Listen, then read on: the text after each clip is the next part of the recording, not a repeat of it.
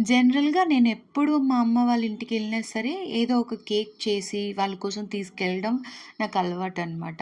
అంత ఈగర్‌గా వెయిట్ చేస్తుంటారు నా కేక్ కోసము. సో, ఈసారి ఏ కేక్ చేసుకురావాలని మా అమ్మని అడిగితే, మా అమ్మ హనీ కేక్ అడిగింది. సో, హనీ కేక్ చేసే ప్రాసెస్‌లో మీరు గుర్తొచ్చారు. మన యూట్యూబ్ ఛానల్‌లో ఇంతవరకి మనము ఈ హనీ కేక్ రెసిపీ అయితే పోస్ట్ చేయలేదు కదా!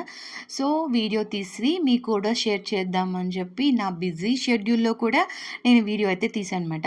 ఈ వీడియో మీకోసం మాత్రమే.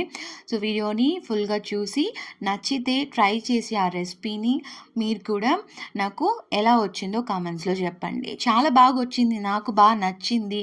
మా ఇంట్లో వాళ్ళకి కూడా చాలా బావుందని చెప్పారు. మీరు ట్రై చేసి ఎలా ఉందో చూసి చెప్పండి. అండ్ ఫస్ట్ ఒక బౌల్‌లో మనము 100 గ్రామ్స్ ఆఫ్ బటర్‌ని మెల్ట్ చేసి పోసుకోవాలనమాట. And refined oil 1/4 cup add చేసుకుంటామనమాట. మీ దగ్గర వచ్చేసి బటర్ ఉంటే గనుక 100 గ్రామ్ ప్లస్ 1/4 అంటే 60 ml 150 గ్రామ్స్ వరకు బటర్ దీనికి యూజ్ అవుతుంది. ఇందులో 1 కప్ షుగర్ పౌడర్ అనేది యాడ్ చేసుకొని స్టాండ్ మిక్సర్ తోటి కానీ లేదా హ్యాండ్ మిక్సర్ తోటి కానీ ఆ షుగర్ అండ్ బటర్ బాగా మిక్స్ అయ్యే విధంగా బీట్ చేసుకోవాలి. ఒక 4-5 మినిట్స్ అనమాట.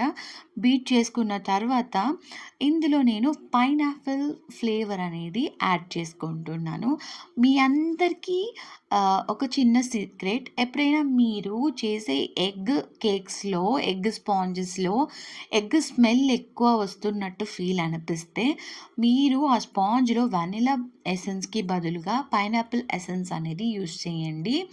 ఇది మనం 1 టీ స్పూన్ యూజ్ చేస్తే 1 కేజీ రెసిపీలో అంటే 3 ఎగ్స్‌కి ఆ ఫ్లేవర్ అనేది డామినేట్ చేస్తది. మీకు ఎగ్ స్మెల్ అనేది ఎక్కువ రాకుండా చేస్తది. నాకు ఈ ట్రిక్, ఈ టిప్ అనేది ఈ మధ్యనే తెలిసింది. నేను నా కేక్స్‌లో ఈ మధ్య వాడుతూ చూస్తున్నాను. బాగుంది అవుట్‌పుట్ కూడా. ఎగ్ స్మెల్ అయితే తగ్గిస్తుంది పైనాపిల్ ఎక్స్ట్రాక్ట్ అనేది. సో, మీరు కూడా మీ కేక్స్ ఎగ్‌గా అనిపిస్తే, స్మెల్లీగా అనిపిస్తే ఈ వెనిలా ఎసెన్స్‌కి బదులుగా పైనాపిల్ ఎసెన్స్ అనేది యూజ్ చేయండి. అండ్ ఇందులో మనము 5 ఎగ్స్ అనేది యూజ్ చేస్తాం. అది కూడా ఒకేసారి బ్రేక్ చెయ్యము. 1/1 క్రీమీ టెక్స్చర్‌కి వచ్చిన తర్వాత సెకండ్ ఎగ్ అనేది వేసుకోండి. ఈ విధంగా 5 ఎగ్స్ మొత్తం కూడా బీట్ చేసుకొని మంచిగా లిక్విడ్ ఇంగ్రీడియెంట్స్ అంతా కూడా కంప్లీట్ చేసుకోండి. నెక్స్ట్ మనం దీంట్లో జల్లెడ పెట్టుకొని మనం ఇప్పుడు ఫ్లోర్ అన్నీ అంటే డ్రై ఇంగ్రీడియెంట్స్ యాడ్ చేసుకుంటాము. 1 కప్ మైదా ప్లస్ 2 టేబుల్ స్పూన్స్ మైదా కూడా యాడ్ చేసుకుంటున్నాం. అండ్ ఇందులో మనము 3 టీ స్పూన్స్ వరకు బేకింగ్ పౌడర్ యాడ్ చేసుకుంటున్నాం. ఎందుకంటే బేకింగ్ సోడా అనేది యూజ్ చేయట్లేదు. అందుకే మనము బేకింగ్ పౌడర్ అనేది యాడ్ చేస్తున్నాం. అది కూడా 3 టీ స్పూన్స్. సో, ఓవరాల్‌గా ఫ్లోర్ ప్లస్ బేకింగ్ పౌడర్ అంతా కూడా వేసేసుకొని జల్లించేసుకుంటాం. ఈ జల్లించుకున్న దాన్ని మనము స్పాచులాతో కట్ అండ్ ఫోల్డ్ మెథడ్‌తో అయినా మీరు మిక్స్ చేసుకోవచ్చు. నేనెప్పుడూ కూడా కట్ అండ్ ఫోల్డ్ మెథడ్ అనేది ఎళ్ళను. ఎందుకంటే నాకది టైమ్ టేకన్ అనిపిస్తది. సో, నేను బలూన్ విస్కర్‌తో ఈ విధంగా ఏదైనా ఒక మోషన్ రైట్ సర్క్యులర్ మోషన్ లేదా లెఫ్ట్ సర్క్యులర్ మోషన్స్ ఏదో ఒక సైడ్‌కి విస్క్ చేసుకుంటాను. బలూన్ విస్కర్‌తోనే నాకు బాగా లంప్స్ అనేటివి ఫ్రీ అయిపోయి మంచి బ్యాటర్ అనేది క్రియేట్ అయిపోతుంది. చూసారా? కండెన్స్ మిల్క్ లాగా ఉంది ఈ బ్యాటర్ చూడడానికి. సో, ఈ కన్సిస్టెన్సీకి వచ్చిన తర్వాత మనము పాన్‌లో పోసుకొని బేక్ చేసేసుకోవచ్చు. నేనైతే స్క్వేర్ షేప్‌లో 8 ఇంచ్ పాన్ అనేది తీసుకున్నాను. దీనికి పార్చ్‌మెంట్ పేపర్ అనేది లైనింగ్ ఇచ్చేసాను. కింద ప్లేస్ చేసుకున్న తర్వాత బ్యాటర్ అంతా కూడా ఈవెన్‌గా ఓవరాల్ టిన్ స్ప్రెడ్ చేసుకున్నాను. నేను ఓవెన్ ఉంది కాబట్టి నేను ఓవెన్‌లో బేక్ చేస్తున్నాను. ఓవెన్ లేని వాళ్ళు స్టవ్‌లో మీరు లో ఫ్లేమ్ పెట్టుకొని అంటే సిమ్‌లో పెట్టుకొని ఒక దబ్బర్లో ఈ టిన్ పెట్టి మీరు బేక్ చేసుకోవచ్చు. 35-40 మినిట్స్ వరకి ఉంటుంది. స్లో బేకింగ్ చేసుకోండి పర్ఫెక్ట్‌గా వస్తుంది. పైన సిల్వర్ ఫాయిల్‌తో కవర్ చేసుకుంటే మీకు ఇంకా ఈవెన్‌గా వస్తుంది. నేను మర్చిపోయాను మొత్తాను మీరు కవర్ చేసి బేక్ చేసుకోండి. మొత్తం స్క్రాపర్తో రిమూవ్ చేసేసి ఆ పేపర్ ఏదైతే ఉంటుందో దాన్ని కూడా రిమూవ్ చేసేసి ఫుల్గా చల్లారేంత వరకు రూమ్ టెంపరేచర్లో వదిలేయండి. సో అది కూల్ అయ్యేలోపు మనం దీనికి కావాల్సిన honey sugar syrup and jam అనేది ప్రిపేర్ చేసుకుంటాం. హనీ షుగర్ సిరప్ కోసం ఒక హాఫ్ కప్ హనీ, ఒక half cup sugar and 1.5 cup వరకు వాటర్ అనేది మనం పోసుకున్నాం. సో ఈ పోసుకున్న వాటర్ అంతా కూడా షుగర్ అండ్ హనీ మిక్స్ అయ్యేంత వరకు కొంచెం బాయిలింగ్ వచ్చేంత వరకు మెల్ట్ చేసుకోండి. కొంచెం థిక్ కన్సిస్టెన్సీ అవుతుంది. అప్పుడు స్టవ్ ఆఫ్ చేసేసి మీరు దీన్ని చల్లారనివ్వండి. నెక్స్ట్ మీకు కిసాన్ జామ్స్ దొరుకుతూ ఉంటాయి బయట, ఒక 20 రూపీస్ డబ్బాలు. సో ఆ డబ్బా ఒకటి తీసుకోండి. ఇదే సాస్ ప్యాన్, ఏదైనా ఒక సాస్ ప్యాన్ యూజ్ చేసి ఆ సాస్ ప్యాన్లో జామ్ని స్టవ్ మీద సిమ్లో పెట్టుకొని మీరు కొంచెం కొంచెం స్పాచులా యూజ్ చేసి మిక్స్ చేస్తూ ఉన్నారంటే మీకు ఆ జామ్ అనేది కన్సిస్టెన్సీ డ్రిప్పింగ్ కన్సిస్టెన్సీ లాగా వచ్చేస్తుంది.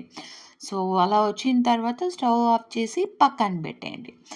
ఇప్పుడు మనకి కోకోనట్ కావాలి కదా అవుట్ సైడ్ కనిపించడానికి. దానికోసం మీ దగ్గర డెసికేటెడ్ కోకోనట్ ఉంటే డైరెక్ట్గా యూజ్ చేయొచ్చు. నా దగ్గర ఇలాగా డ్రై గ్రేటెడ్ కోకోనట్ ఉంది కాబట్టి ఈ కోకోనట్ని నేను ఒక పల్స్ ఇచ్చుకుంటున్నాను మిక్సీ గ్రైండర్లో. అండ్ ఇప్పుడు స్పాంజ్ చల్లారిపోయింది బాగా కాబట్టి దీన్ని టాప్ సైడ్ ట్రిమ్ చేసేసి, టాప్ సైడ్ కేక్ని అయితే పారేయకండి, మేమందరం తినేసాం దాన్ని వేస్ట్ చేయకుండా, అంత బాగుంటుంది. ఈ స్పాంజ్లో 4 సైడ్స్ కూడా ట్రిమ్ చేసుకుంటాము. సో ఈ ట్రిమ్ చేసుకోవడం వల్ల మనకి ఫినిషింగ్ అనేది బయటికి బాగా కనిపిస్తుంది, లుక్గా ఉంటుంది. ఇది మన చాయిస్. అండ్ ఇక్కడ అవుట్ సైడ్ ఉంది కదా, ఈ ఏరియా కూడా మీరు కట్ చేసుకోవచ్చు అవసరమైతే. ఇది అయిన తర్వాత నెక్స్ట్ ఫోర్క్ తీసుకొని ఓవరాల్ స్పాంజ్ని మనము చిన్న చిన్న హోల్స్ అనేది క్రియేట్ చేసుకుంటాము. ఇది ఆప్షనలే, బట్ చేస్తే బాగుంటుందన్నమాట. స్పాంజ్లో ఎవ్రీవేర్ షుగర్ సిరప్ అనేది బాగా ఊరితే ఇంకా బాగుంటుంది. సో నేను ఇలా చేశాను, మీరు కూడా ట్రై చేయండి. అండ్ ఫోర్క్తో హోల్స్ క్రియేట్ చేసుకున్న తర్వాత మనము ఈ హనీ సిరప్ ఏదైతే ఉంటుందో ఓవరాల్ నేను ఈ బాటిల్లో ఒక హాఫ్ కప్ పైనే ఉంటుంది సిరప్, మొత్తం కూడా నింపేశాను. నింపేసిన దాని తర్వాత మనము ఫస్ట్ ప్రిపేర్ చేసి పెట్టుకున్నాం కదా జామ్ సిరప్ ఏదైతే ఉందో దాన్ని ఇప్పుడు మనం అప్లై చేస్తాం. ఓవరాల్ స్పాంజ్ అంతా కూడా పైన కవర్ చేసేస్తాము. కవర్ చేసిన తర్వాత స్పాచులా యూస్ చేసుకొని ఈవెన్గా స్ప్రెడ్ చేయండి. ఎక్కడెక్కడ మనకి స్పాంజ్ కనిపించకుండా మొత్తం ఓవరాల్గా కవర్ అయ్యేటట్టు స్ప్రెడ్ చేసేసుకోండి. సో సింపుల్ అనమాట, ఎక్కువ టైం కూడా తీసుకోదు ఈ రెసిపీ. మీకు నచ్చింటే లైక్ చేయండి. ఇప్పుడే ఫస్ట్ టైం చూస్తున్నట్లయితే మన ఛానల్ని సబ్స్క్రైబ్ చేసుకొని కింద కామెంట్స్లో మీ పేరు ఊరు చెప్పారంటే ఫ్రీగా కేక్ క్లాసెస్ యూట్యూబ్ స్టూడెంట్స్ లిస్ట్లో మిమ్మల్ని కూడా యాడ్ చేసుకుంటాను. ఇంకా ఇప్పుడు ఈ హనీ కేక్ ఏదైతే ఉందో మనము ఒక హాఫ్కి సగం సగంకి కట్ చేసుకొని ఇలా స్క్వేర్ షేప్లో నేను కట్ చేసేసుకున్నాను. ఈ కట్ చేసుకున్న వాటిలన్నిటినీ కూడా పీసెస్ని నేను సెకండ్ టైం సిరప్లో ఇలా డిప్ చేస్తున్నాను. ఇలా చేస్తే మనకి హనీ కేక్ ఆ జీరా ఆ సిరప్ ఏదైతే ఉంటుందో అది అట్లా ఊరుతుందన్నమాట, బాగా ఉంటుంది. సో ఇలా ముంచిన తర్వాత మనం పక్కనే కోకోనట్ పెట్టుకున్నాం కదా డెసికేటెడ్ కోకోనట్లో, ఇలా సైడ్స్ అద్దుకోండి. సైడ్స్ అప్పుడే జామ్ అనేది డిస్టర్బ్ అవ్వకుండా ఉంటుంది. టాప్ సైడ్ నుంచి ఇలా ముంచేసి సైడ్స్ మాత్రం అద్దుకునేస్తే మీకు ఎంతో టేస్టీ అయిన మన home made honey bell cake అనేది రెడీ అయిపోతుంది. సో ఈ రెసిపీ మీరు కూడా ట్రై చేస్తారు కదా, నచ్చినంటే యూస్ఫుల్ అనిపిస్తే లైక్ చేయడం మర్చిపోవద్దు, అలాగే సబ్స్క్రైబ్ చేసుకోండి. స్టూడెంట్స్ అందరూ కూడా please make your notes prepare చేసుకోండి, కేక్స్ ట్రై చేయండి. ట్రై చేసిన కేక్స్ అన్నిటిని కూడా నా ఇన్స్టాగ్రామ్కి సెండ్ చేయండి. చూసి మీకు త్వరలో next session batch of certification డిస్ట్రిబ్యూషన్స్లో మీ పేరు కూడా ఉంటుందన్నమాట. So keep practising, happy baking.